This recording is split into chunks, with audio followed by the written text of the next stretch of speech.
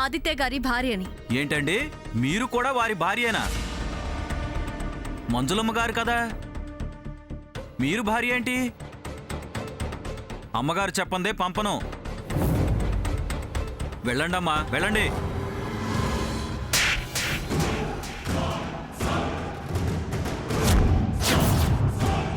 Idiot. ఎవరనుకుంటున్నావురా? Dharani group of industries చైర్మన్ని, ఈ ఇంటి ఓనర్ని.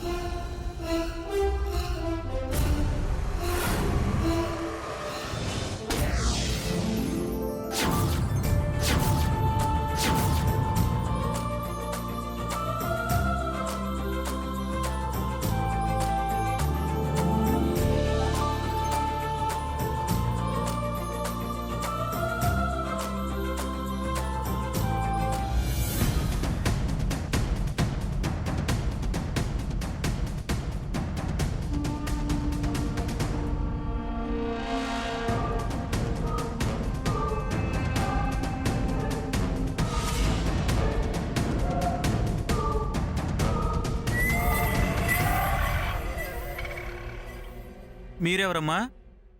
ధరణి మా అమ్మాయి. ధరణి అమ్మగారా? అయితే వెళ్ళండమ్మా, వెళ్ళండి.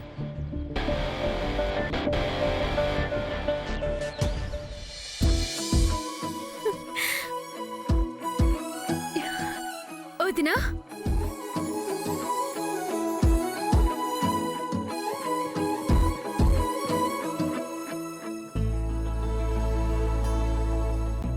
వదినా. అయ్యో దీప్తి, ఏంటి ఇలా పరిగెత్తుకుంటొచ్చో? అసలే ఒట్టి మనిషి కూడా కాదు, జాగ్రత్తగా ఉండాలిగా. ఈ మాటలే అమ్మలేని లోటును తెలియకుండా చేస్తున్నాయి వదినా.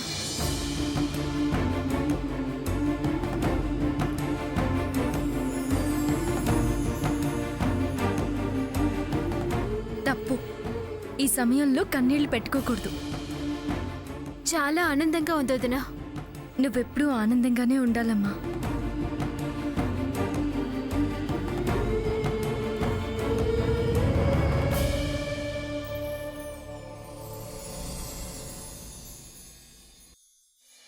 వచ్చినందుకు చాలా థ్యాంక్స్. నేను మీకోసం రాలేదు, మీరు ఫోన్ చేశారని రాలేదు. దీప్తికి తల్లిగా వచ్చాను. ఎలా వచ్చినా ఆనందాన్ని మిగిల్చావు. దయచేసి వంక వెతుక్కొని నాతో మాట్లాడే ప్రయత్నం చేయొద్దు. దీన్ని నిక్కు అంటారు. నీకు అనవసరం అంటాను. అంత పౌరుషంగా వెళ్ళింది సిగ్గు లేకుండా రావడమేంటి?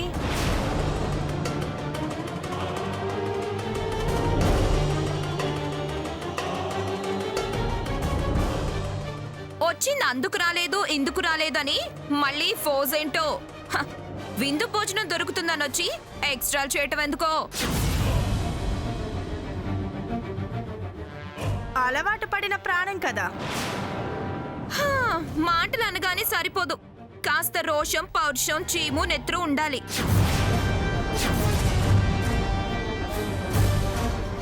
అన్నీ వదిలేసిన వాళ్ళ దగ్గర అవెందుకుంటాయి? మొత్తం ఫ్యామిలీ దిగుబడింది, కరువు మూక.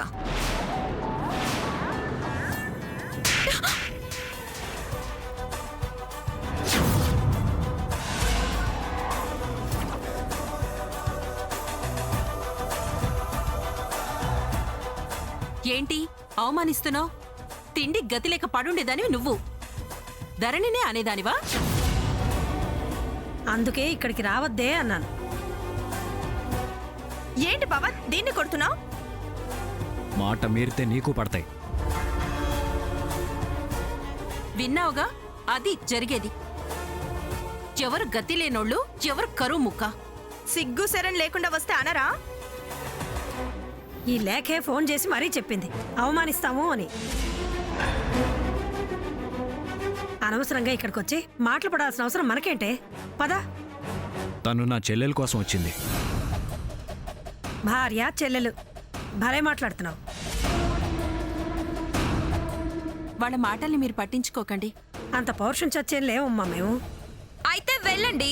ఆ మాట అనే హక్కు నీకు లేదు. పాళ్ళు పడి ఉండటం కాదు, నీ పళ్ళు రాలితే ఏరుకుంటూ ఉంటావు. అసలు ఆవిడెవరు రావడానికి? నా చెల్లెలికి వదిన. అంటే మా అక్క వదిన కాదా? కాదనేగా దీప్తి తనని పిలిచింది.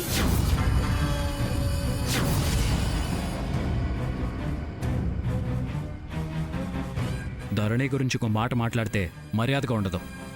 అది కాదు బావా, నేనే మంచులా అని ప్రూవ్ అయిందిగా. అది వదిన ఎలా అవుతుంది?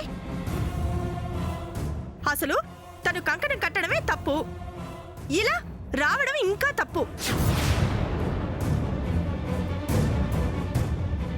అదేం పిలవని పేరటానికి రాలేదు. ఈ అమ్మాయి వచ్చి అమ్మ స్థానం ఇస్తున్నానంటే జాలిపడి వచ్చింది. ఆహా, ఒక్కరు అమ్మ స్థానం, మరొకరు అర్ధాంకి స్థానం. చిత్రాంగి ఎగబడి ఎగబడి స్థానాలు కాపాడుకోవడానికి సందు దొరికిందని వచ్చింది. చిత్రాంగి గిత్రాంగి అన్నావంటే మర్యాద దక్కదు. నీకు మర్యాద ఉందని నాకు మర్యాద లేకుండా చేస్తావా? మర్యాద గల వాళ్ళు ఎవరు నీలా ప్రవర్తించరు.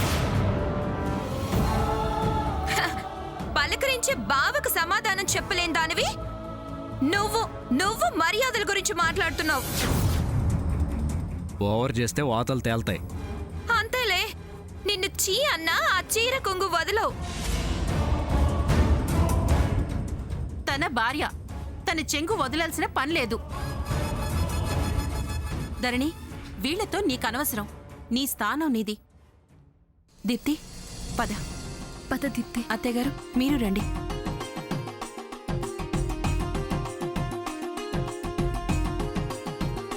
సీతా సీమంతం ఇంట్లో పేరంటం చేతి గాజుల్లో మోగింది ఏదో గీతం చిగురై వాసంతం వెలుగై హేమంతం అన్ని చేరాయి చోట నిడే శాంతం అయ్యో రామయ్య సిరి నీకు సంతం.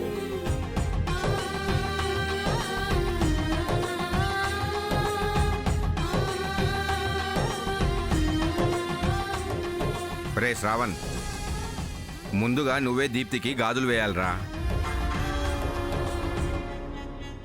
రా శ్రావణ్.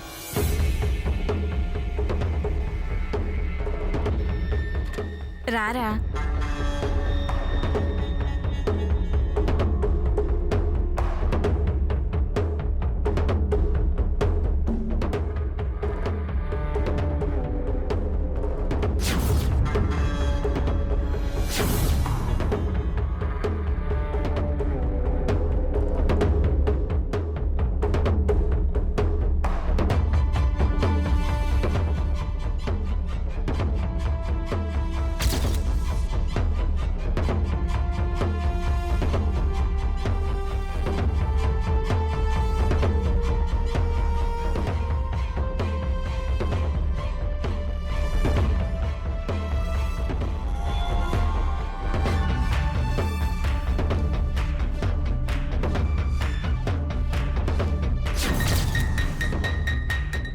ఇలా భర్తే ముందు వేయాలన్నది శాస్త్రమా?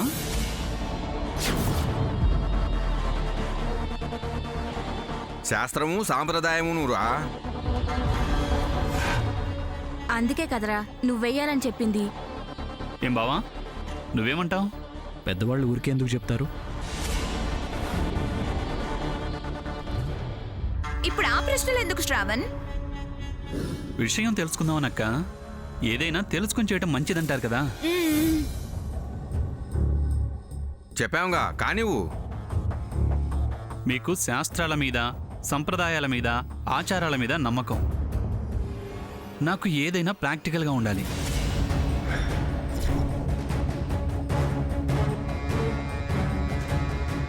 నాకు కొన్ని సంతోషం కలిగించేవి ఉన్నాయి. మీరు వీటిని ఎలా నమ్ముతారో నేను వాటిని అలాగే నమ్ముతాను. ఏంటది? నేను గాజులేస్తే మీ చెల్లికి శుభం, అలాగే మంచి మేనల్లుడు నీకు దక్కుతాడు. మా అమ్మా నాన్నలకి మనవడు, నాకు తండ్రి పోస్టం.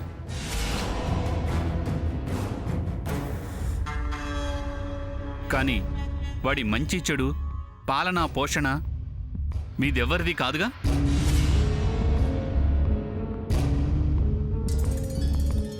నా మీద మాత్రమే ఉంటుంది. సో వాడి భవిష్యత్తు బాగుండాలి అంటే నాకు పొజిషన్ ఉండాలి, ఆస్తుండాలి, అంతస్తుండాలి. అవునా?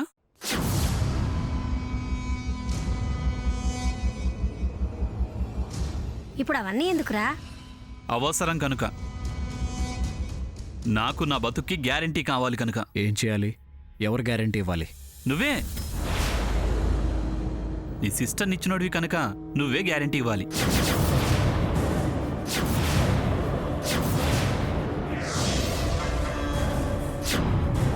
శ్రావణ్, నువ్వు ఇలా మాట్లాడతావని ఊహించలేదు. నా ఆస్తి డిమాండ్ చేస్తావని ఎన్నడూ అనుకోలేదు. ఎందుకు ఇలా మారావు? నేనేం తక్కువ చేశానని ఇలా?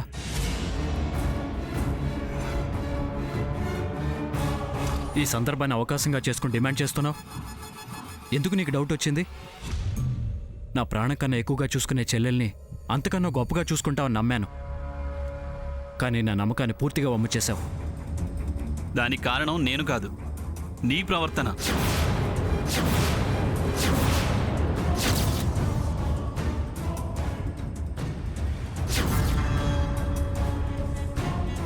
పందేరం.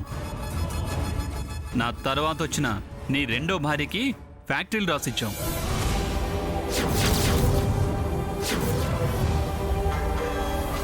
చైర్మన్ పదవి, ఎండి అంటూ పోస్టు పెంచావు. నాకేమిచ్చావు? ఇప్పుడు మరో ఆవిడ భార్యనంటూ వచ్చింది. ఇద్దరు మనవర్తులు అడిగితే నాకు మిగిలేది 0.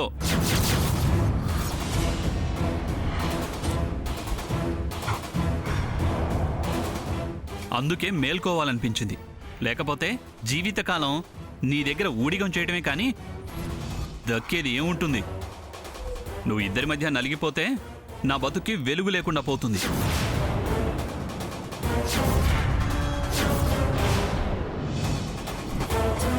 నా చెల్లెలకి నేను అన్యాయం చేస్తానా? కాలం ఏం చేస్తుందో ఎవరికి తెలుసు బావా? ఇద్దరు భార్యలు ఉన్న మిఠాయి పొట్లం తన్నుకుపోతే నీ చేతిలో కాగితం కూడా మిగలదు.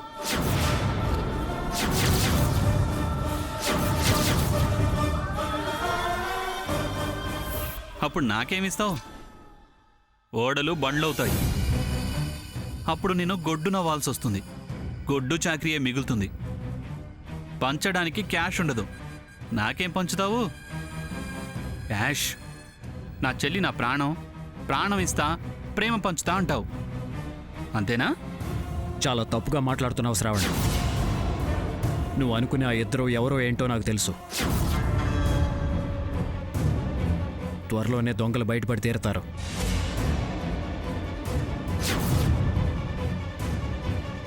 అప్పుడు మిగిలేది నా అనుకునే నా మనిషి. తను ఏమీ ఆశించేది కాదు, అడ్డుపడేది కాదు. ఊహించి జడ్జిమెంట్స్ ఇవ్వకు బావా. మెడికల్ రిపోర్ట్స్ ఎలా మారాయో అలాగే రేపు జ్యుడిషియల్ జడ్జిమెంట్స్ నీకు అనుకూలంగా వస్తాయన్న గ్యారంటీ లేదు.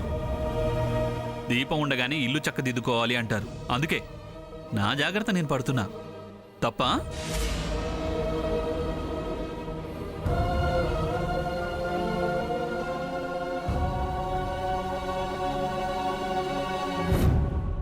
అయినా అన్నీ తెలిసినోడివి నేను న్యాయంగా అడిగితే తప్పంటావేంటి?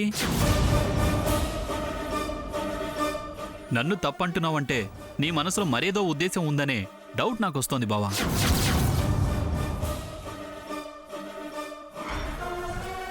చివరికి నన్నే అనుమానించే స్థితికి వచ్చావన్నమాట. చెప్పానుగా బావా, నేనేం చేసినా ఏం మాట్లాడినా దానికి కారణం నువ్వు, వెనకేసుకొచ్చే మనుషుల ప్రభావమే.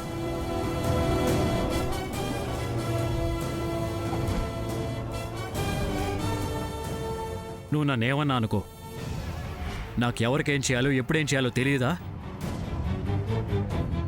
నా చెల్లెలు నన్ను ఏమడిగినా ఇవ్వటానికి నేను వెనకాడను. తనకేమి ఇవ్వాలో నాకు తెలీదా? తెలియడం వేరు, ఇవ్వటం వేరు బావా. అంటే అన్నా చెల్లెళ్ళు ఇద్దరూ ఆస్తికి వారసులే. ఆ మహానుభావుడు ఎన్టీఆర్ అన్నగారు చెప్పినట్టు సమానంగా పంచాలి. అన్నగారైన మీరు దీప్తికి ఇవ్వాలి.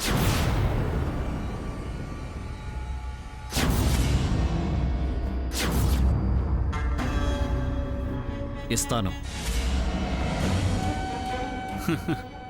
ఇస్తాను అనగానే గాజులు వేస్తానా? అందరి సమక్షంలో మాట ఇవ్వాలి. ఆ మాటల్ని అక్షరాలు చేసి బాండ్ మీద రాసివ్వాలి.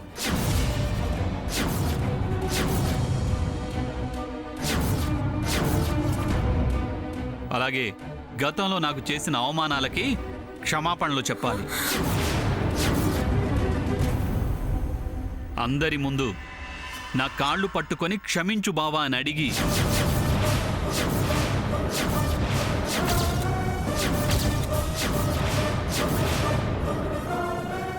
నీ చెల్లెలి చెయ్యి నా చేతిలో పెట్టి గతం మరిచిపో, తిని ప్రేమగా చూసుకో అని ఆ పేపర్స్ని నీ సిస్టర్ని నా చేతిలో పెట్టాలి. ఓకే?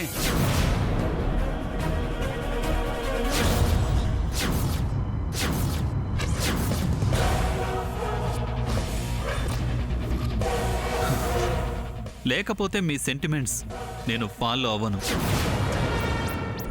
ఈ గాజులు ఆ చేతికి వెయ్యను.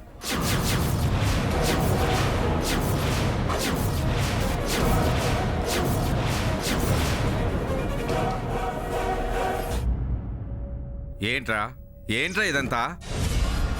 బుద్ధి తక్కువగా ప్రవర్తించకు.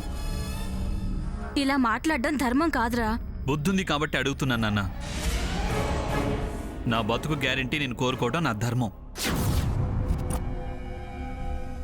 శ్రవణ్, దీన్ని సెంటిమెంటల్ బ్లాక్మెయిల్ అంటారు. బ్లాక్ మెయిలో వైట్ మెయిలో నాకు తెలీదు. నా కోరిక ఇది. తీరుస్తాడో తీర్చడో తేల్చుకోమనండి. తీరిస్తే నిస్వార్థపరుడవుతాడు.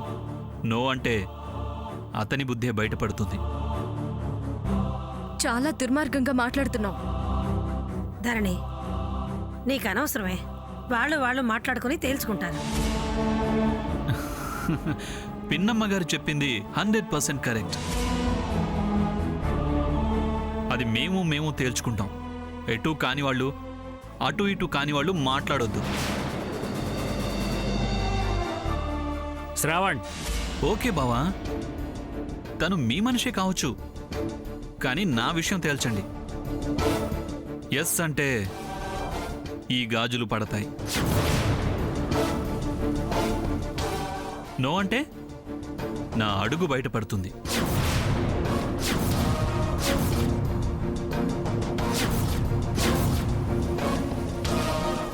చెల్లంటే కొండంత ప్రేమగా ఇంకా చర్చలెందుకు, వాదనలెందుకు? శ్రావణ్, బలహీనతల్ని వాడుకుందామని చూస్తున్నావా? తమరు చేసింది చేస్తోంది అదేగా. ఎవరి స్వార్థం వాళ్ళు చూసుకుంటారు. అయినా ఆస్తి మా మామగారిది. మధ్యలో తమరికేంటి? మీ ఆయన అయినట్టు. ఓ, కాని భర్త గారికి ఆస్తి తగ్గుతుందనా? మొత్తం నేనే అనుభవించాలన్న ఆలోచన లేదు. తనకి ఇస్తాను. ఇస్తాను చూస్తాను కాదు, ఇప్పుడే రాసివ్వాలి అంతే. ఏంట్రా ఈ మొండితనం? ఆదిత్య గురించి మనకు తెలీదా? అదే పొరపాటు పని. మనిషి చాలా మారిపోయాడు. వెనకాల కొత్త కొత్త శక్తులు చేరాయి. బావా, ఇది మన ఫ్యామిలీ మ్యాటర్. నీ సిస్టర్ జీవితానికి సంబంధించిన విషయం. ఆలోచించుకో బావా. 5, 10, 15 లాస్ట్గా అర్ధగంట టైం బావా. ఆలోచించుకో. Take your own time. Yes అంటే పిలు, నో అంటే డోర్ క్లోజ్ చేయి. నేను బయట నిలబడతా.